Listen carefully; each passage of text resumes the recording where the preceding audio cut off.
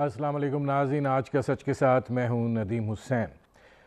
Saudi अरब में शुमाल की घन गर्ज जो है वो शुरू होने जा रही है और 20 ममालिक जो हैं वो बर्री बहरी और फ़ज़ाई मशक़ें जो हैं वो करेंगे और ये बड़े पैमाने पर मशक़ें जो हैं वो होने जा रही हैं। इसके बारे में सऊदी अरब का ये कहना है कि वो शाम में ऑपरेशन के लिए तैयार हैं। और दूसरी बात यह है कि किस मुल्क का क्या किरदार होगा। आइंदा हफ्ते सऊदी अरब में फ़ौजी माहिरीन का इजलास होगा और उसके अंदर जो है ये फ़ैसला किया जाएगा। इन फ़ौजी मशक़ों के अंदर पाकिस्तान जो है वो भी शामिल है और पाकिस्तान का किरदार जो है वो क्या होगा, पाकिस्तान के पास इस हवाले से ऑप्शन जो हैं वो क्या हैं, क्योंकि ईरान जो है वो बार बार ये बात कह रहा है कि सऊदी अरब जो है वो शाम में फ़ौजें भेजने से बाज रहे। वो ये भी कह रहा है कि हम शाम में ऐसी सूरत हाल पैदा नहीं करना चाहते कि तकसीम बागियों और उनके हामी मुल्कों के हक़ में हो जाए।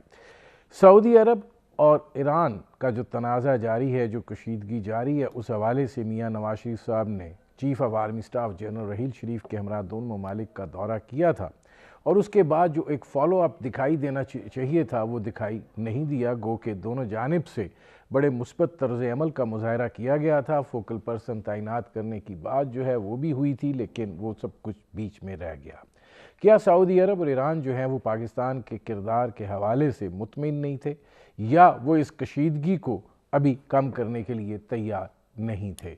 क्योंकि अब अक़वाम मुत्तहिदा के सेक्रेटरी जनरल बान की मून कह रहे हैं कि नवाज शरीफ साहब आप एक लीडर हैं जो दोनों ममालिक के दरमियान जो है हालात को बेहतर बनाने के हवाले से जो है एक किरदार अदा कर सकते हैं। सूरत हाल जो है वो ख़ित्ते में तेज़ी के साथ तब्दील हो रही है और उसके असरात जो हैं वो यकीनन पाकिस्तान के ऊपर भी बड़ी तेज़ी के साथ मुरतब होंगे। इस हवाले से पाकिस्तान जो है वो क्या किरदार अदा कर सकता है, अक़वाम मुत्तहिदा जो है वो क्या कोई एक बामानी अदारा रह गया है या सिर्फ एक ऐसा प्लेटफॉर्म रह गया है जो नमूदो नुमाइश के लिए है? इसी तरह OIC भी उज़्व मुअत्तल बनकर रह गया है, क्या उसमें भी कोई जान डाली जा सकती है और महज बयानात जो हैं उनके ज़रिए मसाइल के तदारुक के लिए कोशिशें की जाती रहेंगी? क्योंकि पाकिस्तान इस सारी सूरत हाल से अलग थलग नहीं रह सकता और जो यहाँ पर ख़ित्ते के हालात हैं उसके बराह रास्त असरात जो हैं वो पाकिस्तान के ऊपर भी पड़ते हैं। लिहाजा अब पाकिस्तान के सामने क्या ऑप्शंस हैं कि उनको वो लेकर आगे चल सके। ये वो मंजरनामा है जिस पर करेंगे बात। आपका अपने मेहमानों से तारुफ करवाते हैं। हमारे साथ मौजूद हैं अकरम ज़की साहब, साबिक़ सेक्रेटरी जनरल खारजा रहे। उनके साथ तशरीफ़ रखते हैं ब्रिगेडियर रिटायर्ड साद साहब, मुमताज़ दिफाई तज़िया कार हैं। और हमारे साथ मौजूद रहेंगे शमशाद अहमद ख़ान साहब, साबिक़ सेक्रेटरी खारजा रहे। शमशाद साहब, आपसे शुरू कर रहे हैं। ये फरमाइएगा कि इस वक्त की जो सूरत हाल है उसके अंदर अगर आप हालात के तनाजुर में देखें तो क्या इन फ़ौजी मशक़ों को उस तरीके से अहमियत दी जानी चाहिए जो दी जा रही है, और क्या पाकिस्तान की शमूलियत जो है वो महज उसको अलामती लिया जाए, या आप ये समझते हैं कि इससे कुछ मुस्बत या मनफी सिग्नल भी जाएंगे? नदीम, बात यह है इस किस्म की मशक़ें उनको आप अलामती ही फ़िलहाल शुमार कीजिए, क्योंकि हम अब किसी और जंग के मुतहम्मिल तो नहीं हो सकते और इस बात का अदराक मेरे ख्याल में हमारी हुकूमत को भी है और हमारी फ़ौज को भी है। तो हम किसी जंग की तैयारी नहीं कर सकते, न कर रहे हैं मेरे ख्याल में। और मेरे ख्याल में आज के जो हमारे सीनियर अकरम ज़की साहब भी तशरीफ़ रखते हैं, दूसरे मेरे कोलीग हैं, तो वो मुत्तफ़िक़ होंगे मुझसे कि ये हरगिज़ भी जंग की तैयारी नहीं हो सकती। मशक़ें तो एक मामूल का अमल होता है। हम हर दोस्त मुल्क के साथ मशक़ें करते हैं। हाँ, अलबत्ता ये है कि ये चूँकि वो एक अलायंस का नाम दिया गया है, लेकिन उस अलायंस के बारे में भी कुछ मुख्तलिफ आरा हैं, मुख्तलिफ स्पेकुलेशन हैं। किन हालात में हमने इस अलायंस का हिस्सा बनना कबूल किया था, तो ये बातें अभी खुलकर चूँकि सामने नहीं आ रही, तो ऐसी क्या सराय भी इतनी अच्छी शायद ना हो, क्योंकि हक़ाइक़ जब आपके सामने हों वो हक़ाइक़ ना हो, और जो हक़ाइक़ आपके सामने नहीं हैं वो शायद रियलिटी हो, तो फिर आप जो क्या सराइयाँ करेंगे, स्पेकुलेशन करेंगे, तो वो खला में, खाली खला में करेंगे। تو اس وجہ سے صرف اس موقع پر میں اتنا کہنا کافی سمجھوں گا کہ یہ ایک ایکسرسائزز جو ہیں یہ ایک علامتی ایک عمل ہے، اور نہ سعودی عرب نے سیریا پر چڑھائی کر کے وہاں اسد کی حکومت کو اتار سکنا ہے. میں سکنا کی بات کر رہا ہوں، اگر کسی نے ایڈونچر کیا تو وہ بہت بڑی غلطی ہوگی. اب حکومت چینج کرنے کا جو ڈاکٹرن ہے یہ بڑی طاقتوں نے شروع کیا تھا. یہ چھوٹے چھوٹے ریاستیں جو ہیں ان کے بس کی بات نہیں ہے. رجیم چینج وہ بھی اب آپ دیکھ لیجئے کہ بڑی طاقتوں نے لیبیا میں رجیم چینج کی تھی، اور آج لیبیا کا حشر کیا ہے. بڑی طاقت نے عراق میں رجیم چینج کروائی تھی، اور آج عراق کیا، وہاں چنگاریاں اسی طرح نہیں سلب رہی ہیں. اور رجیم چینج ایک طرح سے طالبان کی حکومت امریکہ نے افغانستان میں اتاری تھی. 14 سال ہو گئے ہیں، ابھی تک افغانستان میں امن نہیں لوٹا.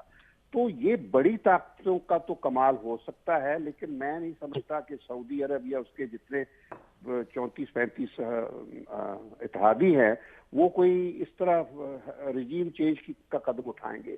یہ ایک سعودی عرب کی توقعات ہیں. ہم بطور سعودی عرب کے دوست کے اس کی توقعات پوری کرنے کے لیے اس کے ساتھی بنے ہوئے ہیں. ان کی اندرونی اگر سعودی عرب پر کوئی حملہ ہو تو اس میں ہم مدد کر سکتے ہیں، وہ چیز ہی اور ہے.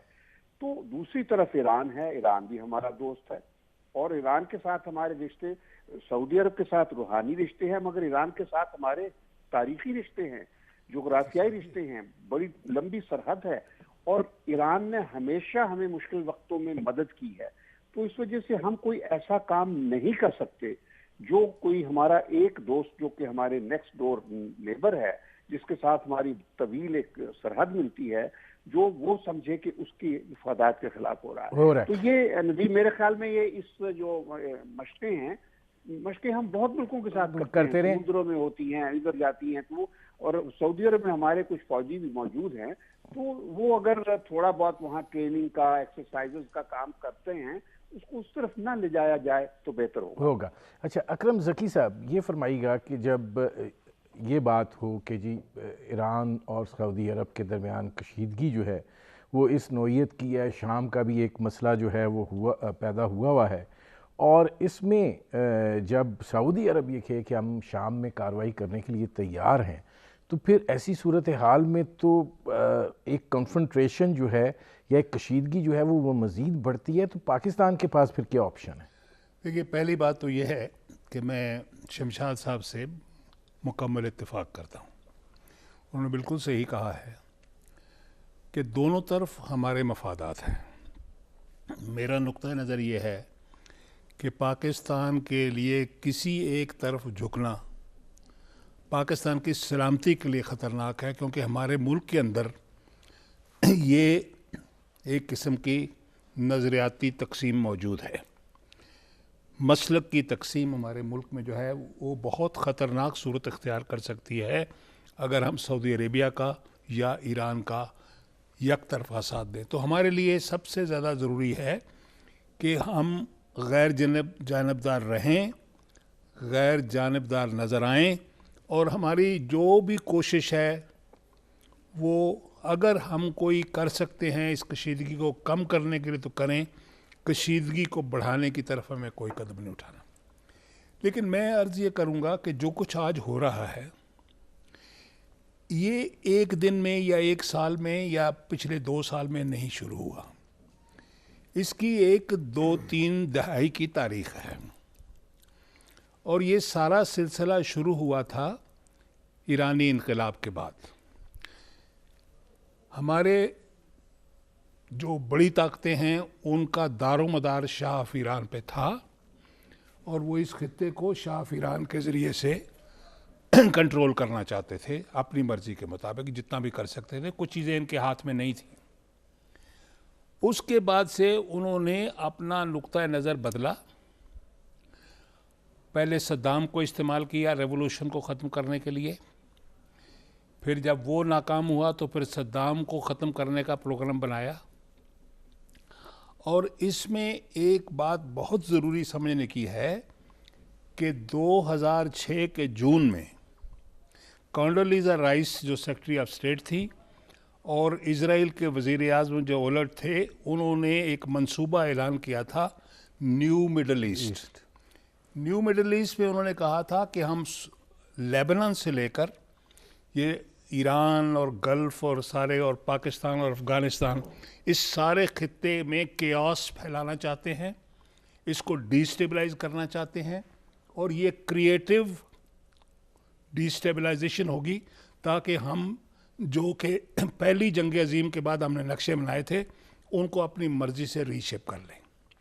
اور پھر انہوں نے جون ہی میں نئے نقشے جاری کر دیے تھے جون 2006 میں کہ عراق کے ہم 3 ٹکڑے کریں گے, صدام کو ہٹائیں گے, اور جو مرضی ہم کریں گے کسی کو ابھرنے نہیں دیں گے یہاں پر. پھر اس کے بعد 2 غلطیاں جو ان سے ہوئیں اسی زوم میں کہ اب ہم سپر پاور ہیں, عراق اور افغانستان کی جنگیں دونوں میں ناکام رہے, اور نقشہ جو وہ چاہتے تھے اس کے برعکس ہوا. کیا ہوا کہ جو لوگ برسر اقتدار آئے عراق میں وہ اسی مسلک کے تھے جو ایران سے مل گئے. تو ایران, عراق, سیریا, حزب اللہ, لبنان تک ایک اتحاد بن گیا.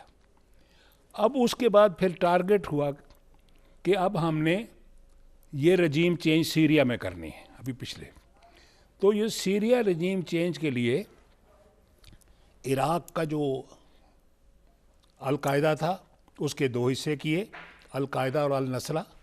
پھر اس کو اسلامک اسٹیٹ بنایا, پھر اس کو Islamic state of Iraq and Levant بنایا, پھر اس کو اسلامک اسٹیٹ آف عراق اور سیریا بنایا, پھر اس کی سرپرستی کی. اب جو ان کے اتحادی ہیں وہ داعش کی پوری فائنینشیل مدد کر رہے ہیں. اب انہی سے ایک اتحاد بنایا گیا, جو پیدا کرنے والے ہیں وہ مٹانے والے کے نام پر اکٹھے ہو رہے ہیں, اور دراصل مٹانا چاہتے ہیں وہ 2 ریاستوں کو. جیسے لیبیا کو مٹایا ہے اسی طرح عراق کی ریاست اور سیریا کی ریاست کو مٹانے کا پروگرام ہے, داعش کو مٹانے کا پروگرام نہیں. داعش کو مٹانے کے لیے روس آ گیا, روس کے آنے سے پریشان ہو گئے. اب روس سے بات چیت ہو رہی ہے, کس کے لیے ہو رہی ہے؟ امن کرو, پیس سیز فائر کیوں کرو کہ داعش کوئی ڈسٹرائے نہ ہو جائے. اچھا, اور وہ ڈیسٹیبلائزیشن کا پروگرام ڈسٹرائے نہ ہو جائے. اب اس میں بریگیڈیئر سعد صاحب یہ جب ہم عدم استحکام کی بات کرتے ہیں تو یہ عدم استحکام جو ہے وہ محض پھر شام تک تو محدود نہیں رہے گا, وہ پھر اس کے ٹینٹیکلز تو آگے بھی بڑھتے ہوئے دکھائی دے رہے ہیں. وہ ظاہر ہے ایران کے ساتھ ایک ڈیل تو کر لی ہے, لیکن ابھی تک جو معاملات شام میں چل رہے ہیں اور جس طریقے سے سعودی عرب کہہ رہا ہے کہ ہم شام میں زمینی آپریشن کے لیے بھی تیار ہیں, یمن میں بھی ایک سلسلہ جاری ہے, اور افغانستان ایک اکھاڑا بنا ہوا ہے, تو پاکستان کے لیے یہ کتنا مشکل مرحلہ ہو جائے گا جہاں ہم دہشت گردی کے خلاف لڑ رہے ہیں؟ بالکل. یہ اس سے پہلے جو شمشاد احمد خان صاحب نے بات چیت کی تھی, میں ان کے ساتھ بالکل متفق ہوں کہ یہ جو ایکسائزز وغیرہ ہیں یہ ساری علامتی ہیں. اس سے پہلے اگر آپ کو میں تاریخ میں لے جاؤں تو سن 1980 میں جب لڑائی طول پکڑ گئی, 79 میں شروع ہوئی تھی لیکن 80 میں وہ طول پکڑ گئی, تو سعودی عرب کو یہ خطرہ پیش ہو گیا تھا کہ عراق جو ہے وہ کہیں اس کو شکست ہو جائے تو ایرانی فوج جو ہے وہ سعودی عرب کے سرحد پہ پہنچ جائیں گی. تو اس وقت جل ضیاء صاحب نے ایک بریگیڈ بھیجا تھا سعودی عرب میں, اور تقریباً ایک وقت پہ 15 سے 20 ہزار پاکستانی افواج سعودی عرب میں موجود تھیں, ان کے زیر کمان تھی. لیکن اس کے اوپر ایک کیویٹ تھا کہ یہ سعودی عرب کے سرحد کے اندر استعمال ہوں گی اور پاکستان کی اجازت کے بغیر استعمال نہیں ہوں گی. وہ تھا. اس کے بعد آپ جب گلف وار پہ آتے ہیں, فرسٹ گلف وار کے اوپر, اس پہ بھی پاکستان نے 2 بریگیڈ بھیجے, لیکن اس کے اوپر بھی کیویٹ تھا کہ آپ سعودی عرب کے سرحد کے اندر آپ اس کا استعمال کریں گے, سعودی عرب کے سرحد کے باہر نہیں جائیں گی. تو میرے خیال میں ہم اپنے مفادات کو صحیح سمجھتے ہیں, چاہے وہ ہماری سیاسی قیادت ہے یا فوجی قیادت ہے, کہ ہم اس جنگ میں اگر گئے تو یہ پاکستان کے لیے تباہ کن ہو سکتا ہے. ابھی آتے ہیں یہ ڈیسٹیبلائزیشن. تو ڈیسٹیبلائزیشن بالکل یہ پورے جو آپ کو یہ نظر آ رہا ہے, لبنان سے آپ شروع کریں, اور لبنان میں بہت پہلے سے ڈیسٹیبلائزیشن شروع ہو گئی تھی. 70 کی دہائی میں یہ ڈیسٹیبلائزیشن لبنان کو ڈیسٹیبلائز کر دیا تھا, اور اس کو ابھی آپ پھیلاتے جائیں, افغانستان تک آپ اس کو لے آئے, اور چائنا کے ویسٹرن جو زنجیانگ پروونس ہے ادھر تک پھیلا دیا اس کو. تو یہ بالکل ایک وہ ہے لیکن بدقسمتی سے اس ایجنڈے کے اندر ہم جو ہیں یہ بگ پاور جو گیمز ہیں وہ چلا رہے ہیں. ہماری تو وہ سمجھ سے باہر ہے کہ وہ بگ, تو ہم کیا کرتے ہیں اس کے اندر, ہم اس بگ پاور گیمز کے اندر ہم اپنی چھوٹی چھوٹی گیمز کھیلتے ہیں جو اس کو تقویت پہنچاتی ہے. ابھی وہ دانستہ طور پہ کرے, بائی ڈیزائن ہے یا بائی ڈیفالٹ ہے, مجھے سمجھ نہیں آ رہی ہے کہ یہ ہم کیا کر رہے ہیں. جو ہم نیچے سے ہم پالیسیز اختیار کر رہے ہیں, جو ممالک ہیں, ایران ہے, سعودی عرب ہے, پاکستان ہے, ترکی ہے, اگر آپ ان کو دیکھ رہے ہیں تو اس پورے ڈیسٹیبلائزیشن کو وہ تقویت دے رہے ہیں. ترکی آئی ایس کو بائی ڈیفالٹ سپورٹ کر رہا ہے, بائی ڈیزائن کر رہا ہے, یہ مجھے نہیں پتا ہے, لیکن وہ آئی ایس کو سپورٹ کر رہا ہے. وہ کرد جو اس کے خلاف, آئی ایس کے خلاف کامیابی حاصل کرتے ہیں, وہ وہاں پر فوجی مداخلت کرتے ہیں جو ترکی ہے. اس طرح پاکستان کو اگر آپ دیکھ لیں تو ایسی قوتوں کو پشت پناہی کر رہا ہے جو اسی پورے ایجنڈے کو تقویت دے رہے ہیں. ہمارے ادھر آپ ادھر دیکھ لیں, داعش کی بات کر رہے ہیں, ذکی صاحب نے ابھی بات کی تھی داعش کی, کہ اس کو کریٹ کیا گیا ہے اور اس کو اس طریقے سے پالیسی اختیار کی جا رہی ہے کہ اس کو تقویت ملے اور وہ ڈسٹرائے نہ ہو جائے. تو ہم کیا کر رہے ہیں یہاں پر, ہمارے اس میں لال مسجد کے خطیب صاحب ہیں, وہ داعش کے اوپر اوپنلی وہ کہہ چکے ہیں کہ میں داعش کے ساتھ ہوں. ان کی جو اسٹوڈنٹس ہیں جامعہ حفصہ کی, انہوں نے کھلم کھلا پیغام دیا ہے. ہمارے وزیر داخلہ صاحب جو ہیں وہ ان کی ہر وقت ان کی پشت پناہی کر رہے ہیں. تو ریاستی طور پہ تو ہم داعش کو سپورٹ کر رہے ہیں, تو پھر یہ کیا ہم گیمز کھیل رہے ہیں. شمشاد احمد خان صاحب, بریگیڈیئر سعد صاحب کی آپ نے بات سنی, آپ کے پہلے موقف سے سب نے اتفاق کیا, لیکن یہ بائی ڈیزائن بائی ڈیفالٹ, کیا ہم اس ساری سچویشن کے اندر اپنے آپ کو ہم عدم استحکام کی طرف لے جانا چاہتے ہیں؟ کیا مسئلہ کیا ہے, ہمارے پاس آپشنز کیا ہیں؟ میں 2 پوائنٹ پیش کروں گا. پہلی بات تو یہ ہے کہ جہاں تک پاکستان کا تعلق ہے, میں سمجھتا ہوں جتنے بھی یہ 30-34 ممالک ہیں ان میں شاید سب سے زیادہ تجربہ کار ملک پاکستان ہے, ان دا سینس کہ ہم نے جنگ بھی بہت دیکھی ہے اور امن کے بھی بہت زیادہ متلاشی ہیں ہم. تو میں نہیں سمجھتا کہ ہم دوسرے ملکوں کی طرح غلطیاں کرنے کی پھر غلطی کریں گے کوئی. اور یہ بھی بتا دوں کہ یہ جو بات ساری ہو رہی ہے, داعش کس نے بنایا, یہ مشرق وسطیٰ میں تبدیلی کی بات ہو رہی ہے, بالکل درست ذکی صاحب نے فرمایا. اور بنانے والے کوئی اور ہیں, صرف یہ ہے کہ بننے والے مسلمان ہیں, اور یہ اسکرپٹ ایک ہی ہوتا ہے. یہ میں افغانستان کے وقت سے بات کروں گا, جب سے یعنی 80s کی دہائی سے یا لیٹ 70s کی دہائی سے جب افغانستان میں سچویشن بدلی تھی, اس وقت سے لے کر اب تک اسکرپٹ ایک چل رہا ہے. پہلے طالبان پیدا کیے گئے تھے, اور جب وہ افغانستان سے ایون سوویت امپائر کا خاتمہ کر دیا گیا افغانستان کے ذریعے, افغانستان کو واٹرلو بنا کے, اور جب سوویت یونین سین سے ہی غائب کر دیا گیا, ختم ہو گیا, ایک رشیا کی حالت میں رہ گیا, تو اس کے بعد انہوں نے یہ دیکھ لیا تھا کہ ایک دنیا میں ابھی ایک اور ایڈورسری ہمارا ہے جو کسی وقت بھی ہمیں چیلنج کر سکتا ہے, اور وہ ہے عالم اسلام, جس کو ہمارے لوگ امہ کا نام دیتے ہیں, اگرچہ امہ کہیں وجود نہیں رکھتی, سچی بات تو یہ ہے. تو وہ جو تھا مسلم دنیا کے خلاف پھر طرح طرح کی مووز چلی گئیں, جس میں ذکی صاحب نے پہلے آپ کی یاد دہانی کرائی, صدام ایران اور عراق کی جنگ کرائی گئی, پھر گلف اسٹیٹس میں ایسی سچویشن پیدا کی گئی کہ امریکہ کو مداخلت کرنا پڑی. تمام گلف ریاستوں میں پھر چھاونیاں امریکہ کی بن گئیں, وہاں ہر ریاست میں تقریباً سعودی عرب سمیت امریکہ کے فوجی موجود ہیں. تو یعنی امریکہ کے جو بڑے بڑے مسلمان دنیا کے جو بڑے بڑے سینٹرز تھے وہ انہوں نے قابو میں کر لیے, لیکن ابھی بھی ان کو پتا تھا کہ پلرز آف اسٹرینتھ ایک رہ گیا تھا. 2-3 ایران کو انہوں نے نیوکلیر شکنجے میں ڈالا ہوا تھا, پاکستان کو اور طرح سے انہوں نے مشغول رکھا ہوا تھا, افغانستان کے حوالے سے, ٹیررزم کے حوالے سے, انڈیا کی طرف سے پریشر ڈال کے انڈیا کو افغانستان میں سینڈیسٹی دے کے ہمیں ٹیکل کرنے کے لیے انہوں نے اور ہمارے لیے بھی آکوپیشن پیدا کی ہے.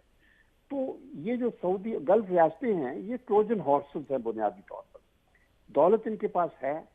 یہ جو داعش تھی, یہ جو القاعدہ توڑ کے اسد کو ٹاپل کرنا تھا, تو انسرجنٹس تو انہوں نے بنا کے بھیجے تھے نا, پیسے ان کے ہوتے تھے, اور سلفی یہ لوگ تھے لڑنے والے، اور باقی ہتھیار امریکہ دیتا تھا، مغرب دیتا تھا.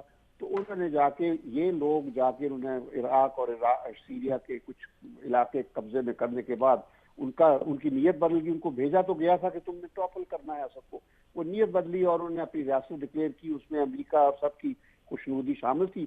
تو یہ اسکرپٹ وہی ہے بالکل جو طالبان کے سلسلے میں تھا. صرف طالبان کا مشن تھا کہ ایک غیر مسلم طاقت کو ڈسمینٹل کرنے کا.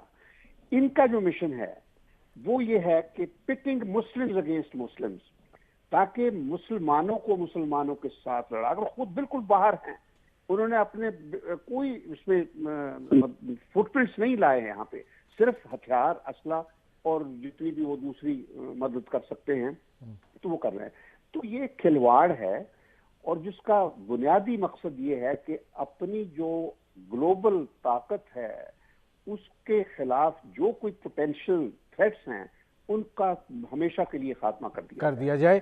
شمشاد صاحب مجھے ایک بریک لینا پڑ رہا ہے. شمشاد صاحب تجزیے کوشش کی تھی، تو اس وجہ سے یہ سارا ایک باقاعدہ ویل کوریوگراف ٹیم ہے، پلان ہے.